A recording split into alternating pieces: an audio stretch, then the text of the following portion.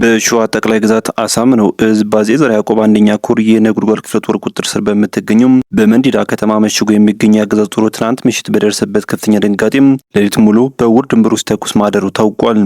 በትናንትናው ዕለት በባሶና ወረዳ እሁድ ገበያ በተባለ ቦታ መነሻውን ከመንዲዳ ካደረገው የኦሮሚያ ልዩ ኃይል መከላከያና ሚሊሻ ጥምር ኃይል ጋር የተጋፈጡት ሁለት አባት አርበኞች ጀግኖቹ አስቀድሞ በደረሳቸው መረጃ መሰረት በወሰዱት የደፈጣ ጥቃት እርምጃ በቁጥር በውል ያልታወቀ ያገዙ ኃይሎች ሙትና ቁስለኛ መደረጋቸው ሲነገር ከተደመሰሱት መካከል ከፍተኛ የጦር አዛዥ እንደሚገኝበትም ታውቋል።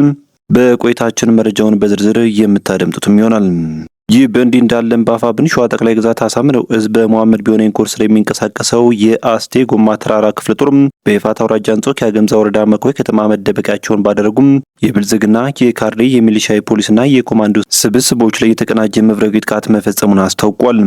ውጊያዎች በጎንደርና በወሎም እንዲሁ ተጠናክረው መቀጠላቸው ተነግሯል። በተለይም በጎንደር ቀጠና አገዛዙ የሚተማመንበትና ንጹሃንን በመረሸን በአገዛዙ የጀግነት ካባ የደረበው ኮሎኔል አለሜ በእስቴ ወረዳ ከባድ ጉዳት ማስተናገዱ ተረጋግጧል። ከትግል ጋር የማይገናኙ ንጹሃን ወጣቶችን፣ አዛውንት ደካሞችን፣ የቤተክርስቲያን ካህናትና ሊቃውንትን በአጠቃላይ ያልታጠቁ ዜጎችን በመጨፍጨፍ የጀገነው ኮሎኔል አለሜ በጀግኖቹ መንደር ሲገባ ተፍረክርኮ የሚይዘው የሚጨብጠው አጡም የያዘው ሰራዊት በርካታው ሲደመሰስ ከሙትና ቁስለኛ የተረፈው ደግሞ የፋኖን ክንድ መቋቋም ሲያቅተው የከዳ ጉና ክፍለ ጦር እስቴ ደንሳ ብርጌድን ተቀላቅሏል የተባለው እንመለከተዋለን። ሰላም ጤና ይስጥልን። የተከበራችሁ የሚዲያችን አድማጭ ተመልካቾች አብራችሁ ውስጥ ቆዩ። እነዚህና ሌሎች ዝርዝር መረጃዎችን በስፋት የምታደምጡ ይሆናል። እናንተም ቻናሉን ሰብስክራይብ እንዲሁም ቪዲዮ ላይክ እና ሼር በማድረግ እስከ ፕሮግራማችን ፍጻሜ አብራችሁን ቆዩ። በአማራ ምድር ተጠናክሮ በቀጠለው ጦርነት የአፋብኃኝ ሸዋ ጠቅላይ ግዛት አሳምነው እዝ አፄ ዘርዓ ያዕቆብ አንደኛ ኮር የነጎድጓድ ክፍለ ጦር ሁለት አባት አርበኞች የብልጽግናውን ሰራዊት ድባቅ በመምታት ድል ማስመዝገባቸው ተነገረም።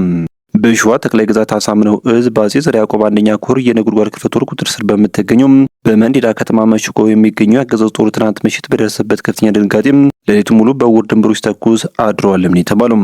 በትናንትናው ዕለት በባሶና ወረዳ እሁድ ገበያ በተባለ ቦታ መነሻውን ከመንዲዳ ካደረገው የኦሮሚያ ልዩ ኃይል መከላከያና ሚሊሻ ጥምር ኃይል ጋር የተጋፈጡት ሁለቱ አባት አርበኞች ጀግኖቹ አስቀድሞ በደረሳቸው መረጃ መሰረት በወሰዱት የደፈጣ ጥቃት እርምጃ ቁጥሩ በውል ያልታወቀ ያገዙ ኃይል ሙትና ቁስለኛም ተደርጓል። ይህን ተከትሎም ፋኖ መጣቢ በሚል ፍርሃትና ጥርጣሬ ውስጥ የገባው የብልጽግና ጦር ከምሽቱ 2 ሰዓት ተኩል እስከ ሌሊቱ 10 ሰዓት ድረስ በከባድ መሳሪያ እውር ገበያ አካባቢን ሲደበድብና ሲተኩስ ማደሩን የአካባቢው አባት አርበኞች አረጋግጠዋል።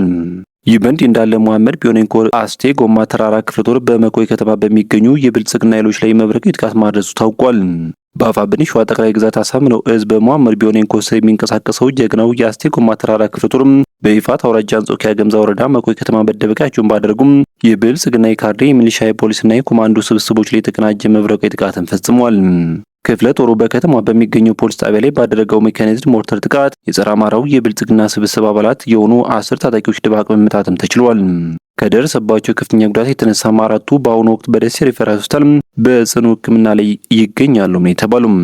የብልጽግናን አስተዳደር ላለፉት 3 ዓመታት ወደ ወታደራዊ ካምፕነት ቀይሮት በነበረው በመኮይ ከተማ የሙያና ቴክኒክ ማሰልጠኛ ኮሌጅ ውስጥ መሽጎ በነበረው የልዩ ዘመቻ አየር ወለድ ኮማንዶ ሰራዊት ላይ ወታደራዊ ኢላማውን በጠበቀ መልኩ የሞርተር መብረቃዊ ጥቃት ተፈጽሟል። በዚህ ጥቃት ቁጥራቸው በውል ያልታወቁ በርካታ ያገዙ ታጣቂዎች ላይ ከፍተኛ የአካልና የቁሳቁስ ጉዳት ደርሷል ነው የተባለው። በሌላ በኩል በሸዋ ጠቅላይ ግዛት አሳምነው እዝ አፄ ዘርዓ ያዕቆብ አንደኛ ኮር ስር የሚንቀሳቀሰው ስመጥሩ የብርኩ ደምሴ ክፍለ ጦር ለአዲሱ የነጻነት ምዕራፍ የሚመጥን ታሪካዊና ጥልቅ ግምገማ ማጠናቀቁን አስታወቀም። ሆኖም ክፍለ ጦር በነበረው ጠንካራ ግምገማ ላይ መሰረት በማድረግ ለቀጣዩ ወሳኝ ትግልና ግዳጅ አቅሙን ይበልጥ የሚያጎለብት ታላቅ የአመራር ሪፎርም ወይም ሽግግር አድርጓል። ይህን ተከትሎ መላው የክፍለ ጦር አባላትና አመራሮች መንፈሳዊና ወታደራዊ ተሃድሶ በማድረግ ማንኛውንም የጠላት ኃይል ለመደምሰስና የተጣለባቸውን ታሪካዊ ኃላፊነት ለመወጣት ሙሉ በሙሉ ዝግጁ መሆናቸውንም በይፋ አውጀዋል። ፋኖ በተቆጣጠራቸው ቀጠናዎች ህዝባዊ የስልጣን መዋቅርን እያጠናከረ መሆኑን አስታወቀም። በጎጃም ቀጠና በእነማይና በነፍሴ ሳር ምድር ወረዳዎች ከማህበረሰቡ ጋር ጥልቅ ውይይቶች መካሄዳቸውም ተሰምተዋል። የአማራ ፋኖ ብሔራዊ ንቅናቄ የብልጽግናን አምባገነን መዋቅር ሙሉ በሙሉ ባፈረሰባቸውና ነጻ ባወጣቸው ቀጠናዎች ከህዝቡ ጋር የሚያደርጋቸውን ሁለንተናዊ ውይይቶችና የጊዜያዊ መንግስት ምስረታ ስራዎችን አጠናክሮም ቀጥሏል። በእነማይና በነፍሴ ሳር ምድር ወረዳዎች የተካሄዱት ሰፋፊ ህዝባዊ መድረኮች ትግሉን ወቅታዊ አሸናፊነት ያበሰሩ ሲሆን ማህበረሰቡም ከአምባገነኑ ስርዓት ይልቅ በፋኖ ህዝባዊ መስተዳደር ላይ ያለውን ሙሉ አመኔታና አጋርነት በተግባር እያሳየም ይገኛል።